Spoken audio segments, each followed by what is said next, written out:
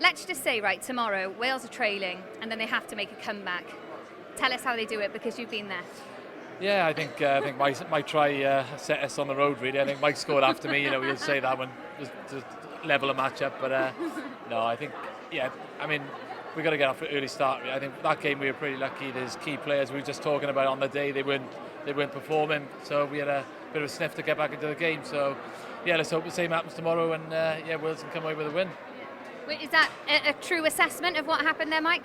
Yeah, I think it was a typical kind of a Welsh performance, sometimes not believing in ourselves first half, and then once we all believed in our abilities, second half we came out and we put pressure on them and we got over the line a few times. So like Byrne got over the line, Hookie had a great game, kicking goals from the touchline, and yeah, it was just an unbelievable feeling to win up there, and it was the first time in many odd years, so we celebrated well that night. Absolutely. And what is it like, for a player, sort of, 24 hours before England v Wales? It's such an iconic clash. Yeah, I think as a kid growing up, you want to play in the Six Nations, but England Wales is the one. You're on the streets as a youngster dreaming of scoring a try and beating England, and that's that day we done it.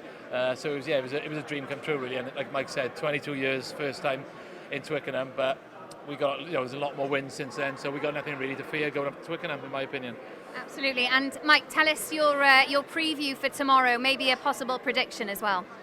Yeah, well, I think it's a big thing. Tuolangi's out now. I think, to be honest, as a fan of rugby generally, it was quite exciting. I think they've got an exciting backline. Marcus Smith at 10 years, an exciting player to watch, and I think he's can really push the game forward. And him up against Dan Biggar was going to be different styles, but Dan's got a, he plays like a lion, doesn't he? Every time he's so committed and he's fantastic. So it was nice. It's going to be interesting to see them two up against each other. But just generally, I think the back row's going to be a massive contest. And like Bernie said, we've got to have a good start, because the Twickenham factor, we're kind of, those 50-50s will go their way, like what we had in Cardiff against Scotland. So we've got to realise that, and we've got to start really well and clinical, and otherwise it's going to be a long afternoon.